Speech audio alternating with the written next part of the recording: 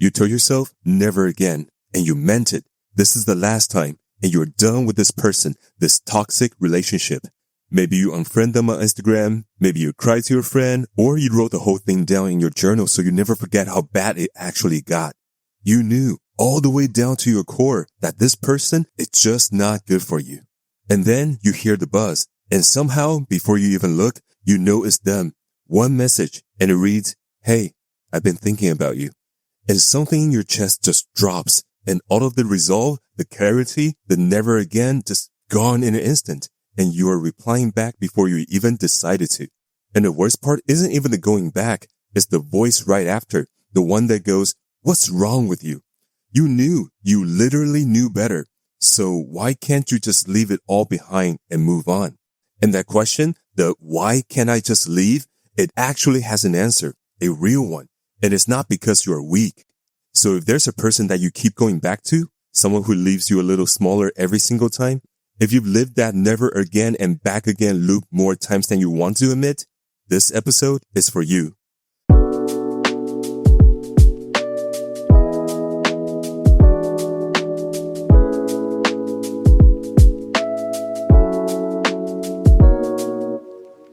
Welcome to Self-Full, the show where we take apart the pulls that keeps dragging us back to the things we know we should walk away from.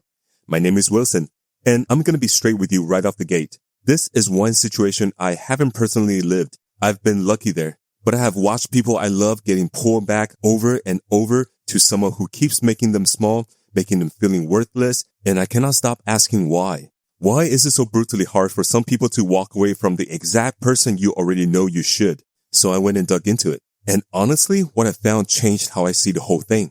So today is for anyone stuck in that loop. We're going to explore why you keep going back and why it has nothing to do with being weak. We're going to explore what you're actually going back for, because it's not who you think, and the tools that can break the pulls in the moment it hits you. Stick around, because this just might be the episode that helps you break free from a toxic relationship. Before we dive in, let's get one thing clear. You're not stupid, you're not weak, and you're definitely not blind. Let's just clear that up right now, because I know those are the kind of things you tell yourself in the middle of the night when you're stuck alone with your thoughts. You can totally see that this toxic relationship isn't good for you.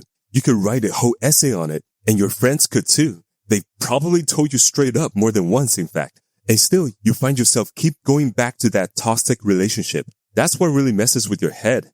It's not that you don't know what's going on. It's just that when the pull hits, all that knowledge seems to just fade away. You can be very clear-headed on Monday and then be back in it by Friday. And it can be anyone, right? It could be your ex who keeps asking you back and then gets cold again. It could be a person who's your best friend on one week and then tearing you down the next. It could be a parent whose approval you keep chasing even though every visit leaves you feeling like you just disappointed them again. Different people, but the same trap. You always end up feeling smaller, and then you swear you're done with it, and then somehow there's a little part of you that still keeps the door open. Now, here's what I want you to remember before we actually dive deeper. You're not weak and you're not broken. You're caught up in something that's just designed to trap a smart, loyal, loving person like you. Believe it or not, almost everyone you look up to had their own version of the situation. They just don't talk about it or post about it. The stronger your loyalty, the more this trap works on you. I want you to remember that because we're going to talk about this later in this episode. But before we do, our mission today is to figure out why this pull is stronger than your logic. And let's start by exploring why you're hooked. It's not about being flawed. It's more like chemistry, which leads us to point one. You're not weak. You're on a slot machine. Here's the first important point. It shifts the focus from you and your character to where it really belongs. What really keeps you hooked isn't the good times. It's the inconsistency. Think about it. If someone treats you poorly all the time, you would just leave in a heartbeat. It's straightforward. Nobody gets addicted to someone who's always terrible. What really keeps you hanging on is a person who's mostly cold, critical, or distant, but then, just when you're ready to walk away, they throw you a crumb, a good day, that warm feeling you felt for showing up out of nowhere. That unexpected little payoff is what makes it so addictive. It's just like how a slot machine works. I mean, consider how a vending machine works compared to a slot machine. When you use a vending machine, you get what you paid for every single time you put your money in. It's reliable and predictable, and no one ever becomes addicted to vending machines, at least not that I know of. But a slot machine? There are people who's willing to risk their entire savings on that. The vending machine always pays out, while the slot machine only pays out sometimes, randomly. You have no idea when the next payout will be.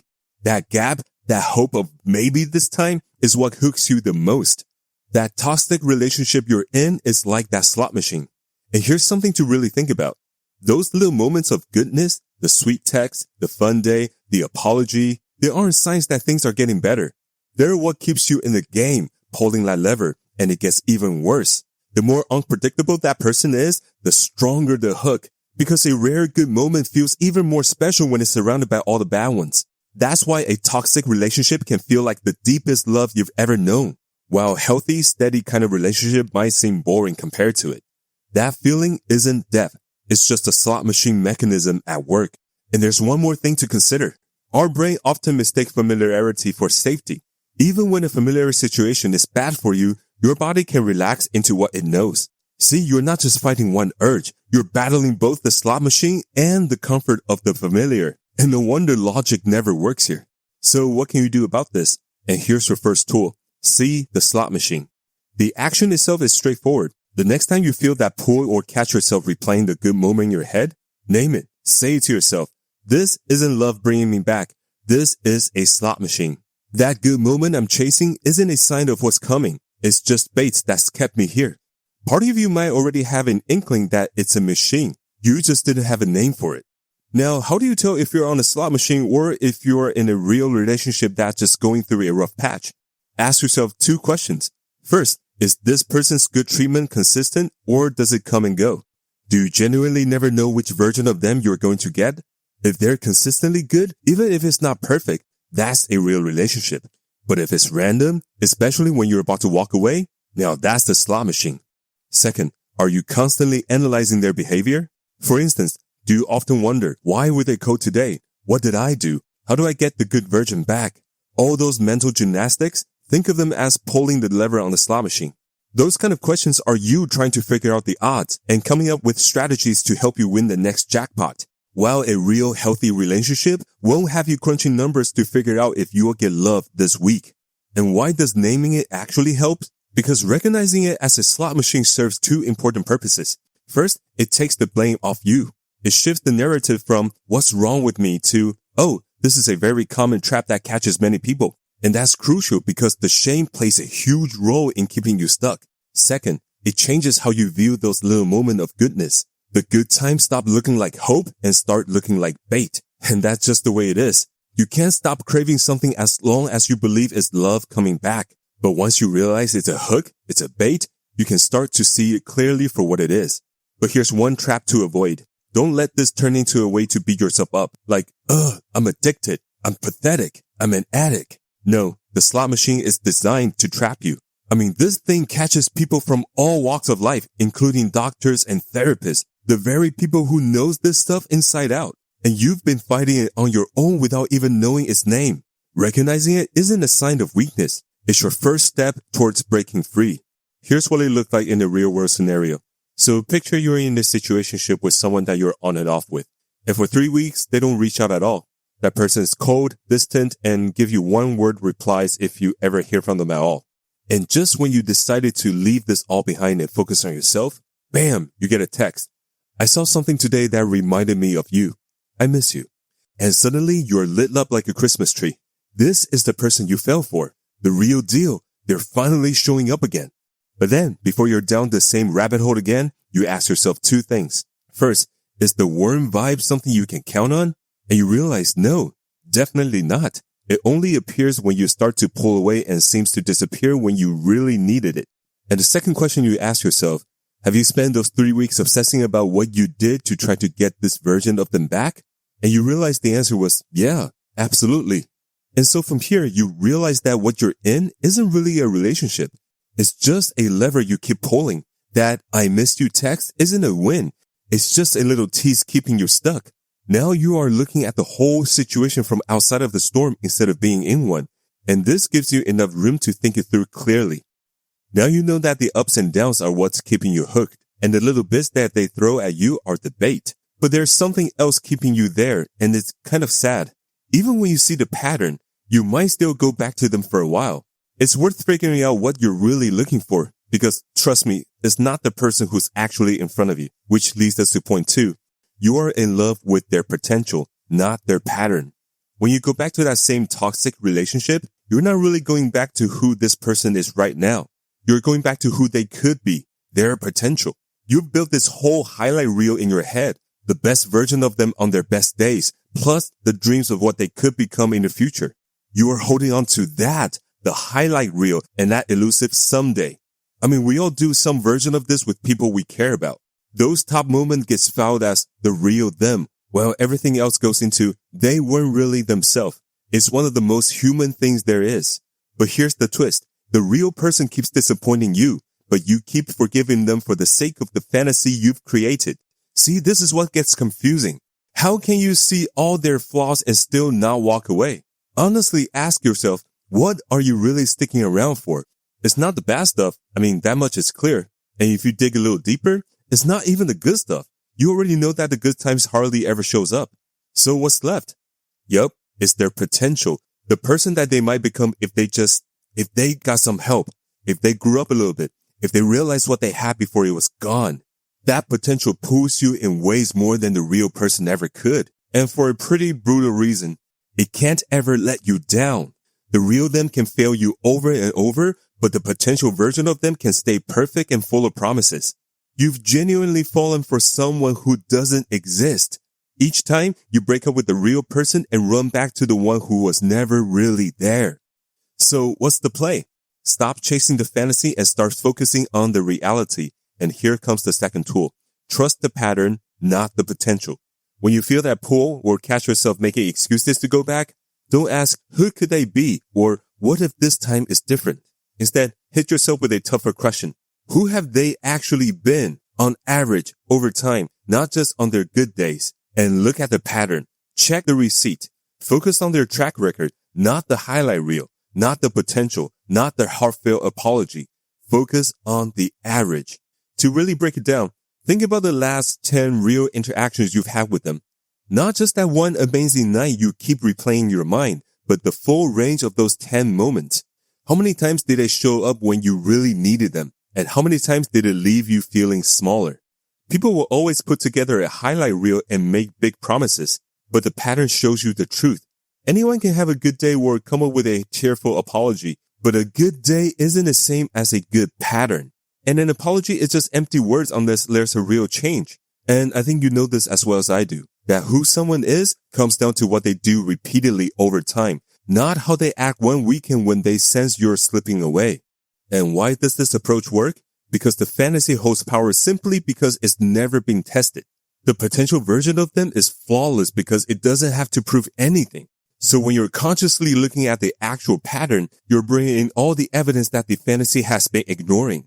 And just to be clear, this doesn't make you jaded or cold. It makes you realistic. You're not saying they're bad. You're just choosing to see what they've been showing you instead of what you hope they'll become someday. And one more thing, watch out for a common trap. The biggest red flag in all of this is the grand apology or the big romantic gesture, because they feel like proof that things are changing for the better. But one good gesture doesn't mean the whole pattern has shifted. It's usually just the same old cycle repeating itself. So the rule here is give real change time, month of consistent behavior before you actually can trust it. Not just one amazing night, but a solid track record over time is the only thing that tells you who someone really is. Here's a scenario. Say you've got this friend, and when she's good, she's the best friend you could ask for. She understands you like no one else. She's incredibly funny and makes you feel completely seen.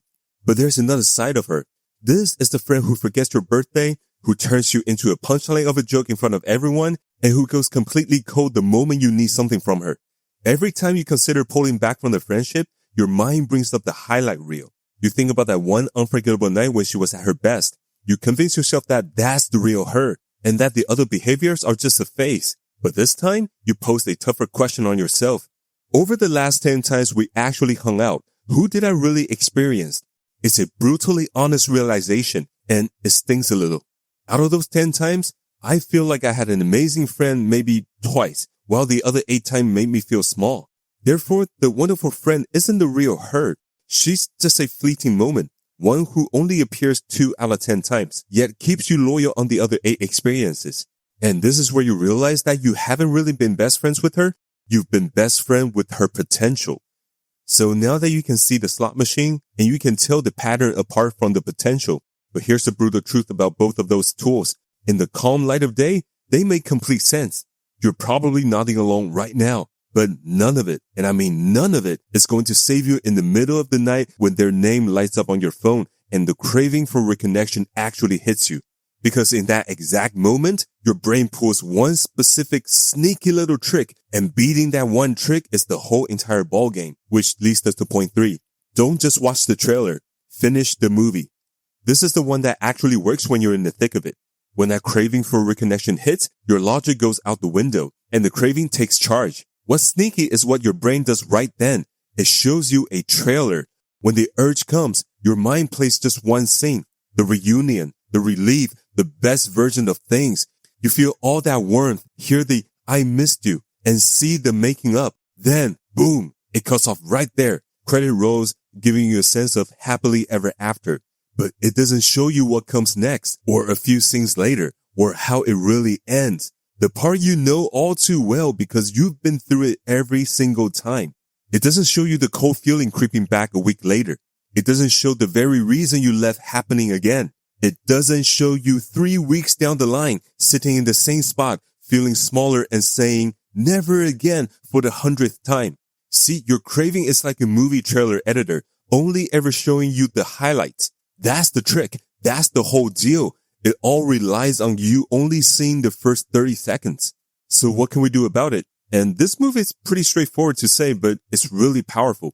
You refuse to watch the trailer. And the third tool is simply finish the movie. And this is how you do it. The moment you feel that pull, when you feel that craving for reconnection to that same toxic relationship, you don't fight it. And you don't just go with it either. You simply refuse to stop the film at the good part. Play it all the way to the end. In your head, you walk through the whole sequence. All right, I text back, we're reunited. It feels amazing for a few days. The honeymoon, the relief, the see, it's different this time. And then, and here's the key, you fill in what happens next because you know how it goes. Then the coldness shows up again. Then the exact thing they always do happens again. Before you know it, you're right back where you started, feeling how you feel tonight, but even more exhausted and convinced that you can't trust yourself. You play it to the real ending every single time. So how do you actually pull this off? Because when the craving hits, your brain is definitely going to try to leave out the ending. Don't just depend on your memory when you're feeling weak. Write yourself a note now when you're clear-headed. Jot down the whole honest story of what happened every single time you go back. And make sure you include everything, even how you feel afterwards. Sitting in the car, lying in bed, whatever. Be specific. Think of it as a warning label for the clear-headed version of you to the foggy craving version of you. Then when the urge hits and their name pops up in your mind or on your phone, you don't have to rely on your confused brain to remember the truth. You open the note and read the ending that you already know is coming. That's the clear-headed version of you reaching forward to protect the craving-driven you. So why this is better than relying on willpower? Well, because you know as well as I do that willpower doesn't usually win this battle. A craving runs on the anticipation, the reward, the good part is promising you. But by dragging in the full known ending, you're not fighting against the craving. You're just giving your brain the whole honest picture. The pull fades away because it can't handle the complete context. It's the difference between I want the good part and I want the good part, but then I also get the exact pain I'm trying to avoid.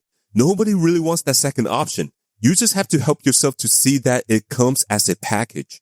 And this is why this tool is essential for the other two. Seeing the pattern and trusting the process are things you do when you're calm.